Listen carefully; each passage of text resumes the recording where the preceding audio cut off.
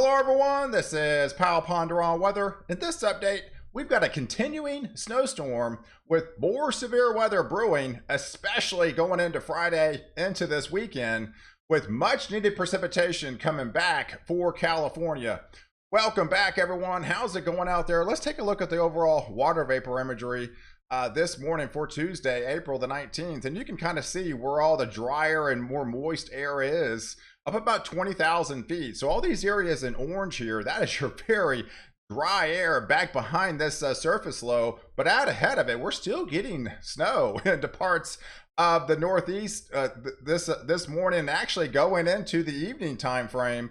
But yet we have another system that's coming in for the Pacific Northwest, bringing much heavier rains back in for them, and especially going into Northern California, as we have this little mini disturbance that's going to be moving across into portions of Texas, going into Oklahoma. That's going to bring some rain showers for them, but that won't be until later on this evening. But this morning it was pretty cold. These were the 7 o'clock temperatures, air temperatures out there, and we had widespread 30s and 40s along the coastline and the Pacific Northwest. But all those areas in blue here, that is your 30, even some 20s popping up in portions of Iowa, going into Minnesota, and where all they had the heavier snows and the blizzard into the Dakotas. That is checking in at 8 degrees, folks. That is some cold stuff still, as that cold air tries to hang on with widespread, almost near freezing temperatures this morning. But it's cold enough where a lot of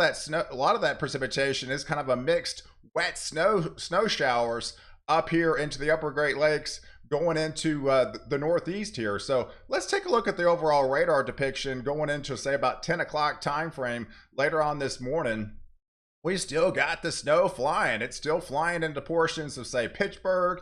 It's still going on in portions of Toronto here and Montpelier, as well as into Ottawa, going into Quebec. So it's kind of a mixed bag of precipitation, with those temperatures hovering a little bit above freezing, but it's still cold enough where a lot of that's going to be transferring into some wet, sloppy snow showers. So it's just a mess out there into the Northeast. But there it is. We've got more rain entering back in the picture today into portions of Seattle, going into Portland, going into Eureka. There's more precipitation into Carson City, back into Boise here. That's about 10 o'clock this morning. But if we go into the evening hours, around 9 o'clock, we still got that snow trying to wind down up here in the Northeast. It's still snowing into portions of Syracuse, into Montpelier, still snow showers into Quebec, going into mixed precipitation in, say, Ottawa areas. But you have kind of a mixed bag up here in the Intermountain West, with snow flying into portions of Jackson, going into Spokane, portions into Boise. There's that little mini disturbance that I talked about that's going to be pinwheeling across, going into the, say, the evening hours after dinner time frame. You could be looking at some more lift in that area with some moderate rains, light to moderate rains, I would say, north of the Dallas-Fort Worth area, and so along the Red River, but especially going into central Oklahoma, going into Oklahoma City. But that won't be until about 8, 9, 10 o'clock this evening. So as we extend the view and go into a Wednesday morning, there's the snow showers continually trying to wind down up there into the Northeast. It's still trying to hang on into portions of Vermont and New Hampshire, going into northern parts of Maine here. But there we have another disturbance that's going to be pinwheeling across, and there's Winnipeg adding to those totals. I read yesterday that's the 6th snowiest winter of all time up there. So it's been the winter keeps hanging on. So a shout out to all my Canadian followers out there. But yeah, more snow is going to be entering going into tomorrow morning on Wednesday back into Winnipeg. But we just have light showers into places into Fargo, into, say, Sioux Falls, going into St. Paul, and to Des Moines, going into Kansas City, Springfield. That little disturbance that came through about 9 o'clock in the evening time frame will be all the way into portions of, say, Little Rock, going into extending, trying to enter the picture into portions of Memphis, Tennessee.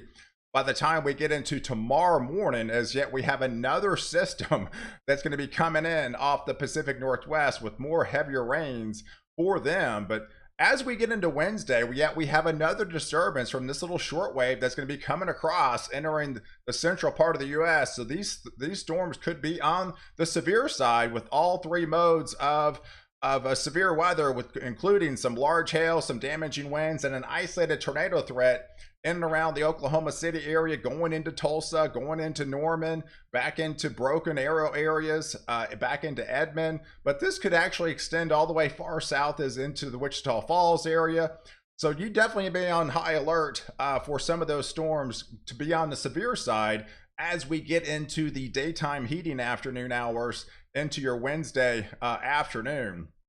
But as we extend into Thursday, we kind of get a little bit of a lull. So we have that system that dumped all the heavier snows into the Northeast, that brought the snows into northern parts of Minnesota here and portions of Winnipeg. That system will continue to move off into the east. Now we're talking some of that light to moderate snow into portions of southern Canada here. But we have these little mini disturbances that are going to be coming across into the Central Plains, with yet another disturbance coming in for the Pacific Northwest that just not let up, but going into Northern California. And this actually tries to extend all the way into Central California with some much needed rain. And there's the light to moderate snows into the Intermountain West, into the interior regions where it's still cold enough to snow up there, because so winter doesn't want to let up. But as we get into Friday, things do get a little bit more interesting, because we're going to be tapping into a little bit more of that Gulf moisture. Things are going to be heating up. You get a south wind. Once you get a south wind, that brings the lift in the Gulf of Mexico, and that surges north. So this is an indication of the precipitable water imagery as we get into Friday afternoon time frame. So there's plenty of precipitation up in the upper levels to be able to tap into, and this actually extends all the way north. I mean, almost into Canada. I mean, it goes all the way into portions of Iowa, getting into Minnesota, all the way into the Dakotas here. And there's the dry line with all the drier, much drier conditions out to the west. And once that disturbance is going to be able to tap into that kind of a moist sector there, we have a little bit more instability going to be building up. So you can kind of give you an indication of where your CAPE values are, where that dry line starts to get active as we get into your Friday afternoon time frame. But especially up here into our northern sections and to portions of South Dakota, getting into Iowa, getting into Minnesota. I mean, we're not talking snow. We're talking even potential severe weather by the time we get into a Friday time frame. So if we look at this overall setup, we can see on the 500 millibar wind speed here, we have this developing trough that's going to be entering the picture off the west coast here.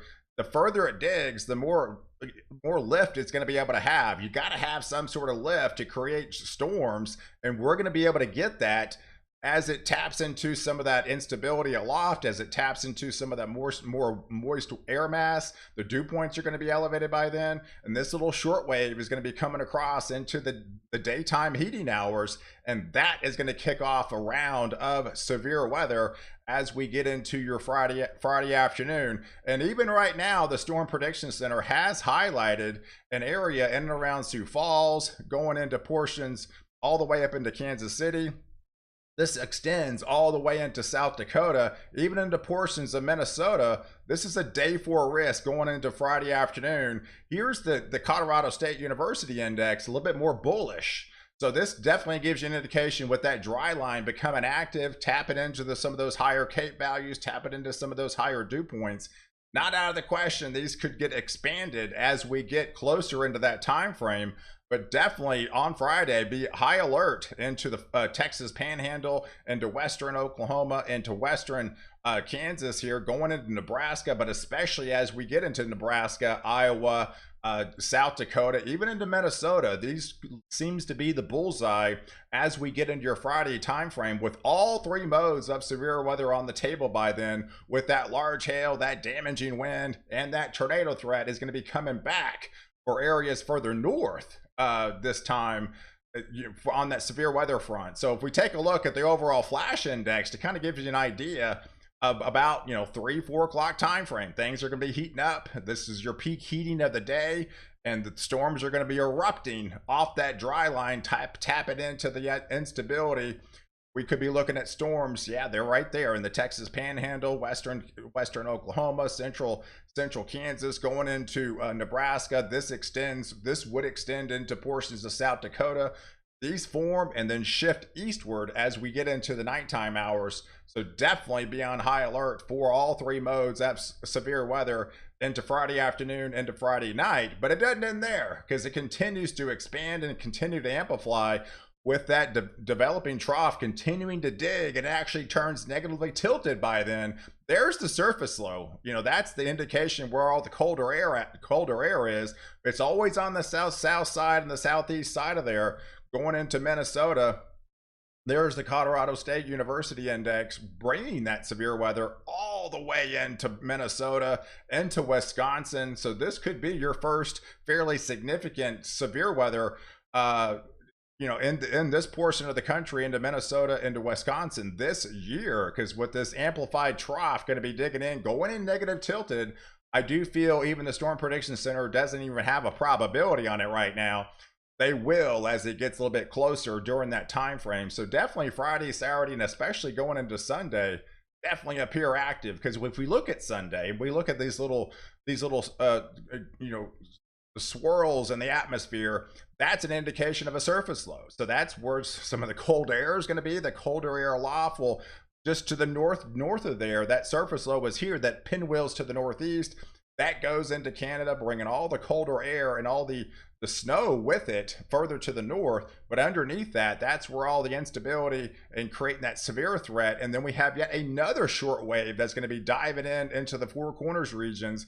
Again, this one digs pretty far south as well, and then that creates the southwest wind. So once you create that southwest wind, you bring that lift. You got to have the lift, and we will have the lift as we get into that afternoon time frame into Sunday. This is the 24th time frame by then. There's the surface low, bringing the snow to the far northern tiers of Minnesota. More snow for Winnipeg, more snow for them, as these tight isobars will really be tightening up. That's definitely an indication of some higher winds packing a punch by then, as this fishtails across down. We've seen this before, right? And so we could be looking at severe storms breaking out into portions of Kansas, going into Oklahoma, going into North Texas by then. And this is probably would enter portions of West Texas. Here's an indication of where some of the severe storms could be as we go into your Sunday time frame, with that instability aloft, and all that severe threat could be into portions of, say, northwest of the Metroplex in North Dallas, right along into, say, Wichita Falls, going into Oklahoma City, western Oklahoma, pretty much the entire state of Kansas, going into portions of eastern Nebraska. This could extend into Iowa, into portions of Missouri. But then on Monday, that just continues to shift off further to the east. We could be looking at more storms on the severe side. We'll have to get the exact timing on these systems, but it looks to be in the late evening, going into the overnight time frame on your Monday, April the 25th. But yeah, we could be looking at more storms, heavier rains for portions of central Texas, North Texas, all of Oklahoma, going into Arkansas by then, and portions of going into Missouri, with that little short wave going to be digging across. As that short wave gets a little bit closer, it has a lot more lift. It is going to be a little bit slower moving. So that is an indication it's going to bring some heavier rains, and actually could be even some flooding rains into portions of, say, Oklahoma by then, as that other little disturbance will be lifting further off into the north.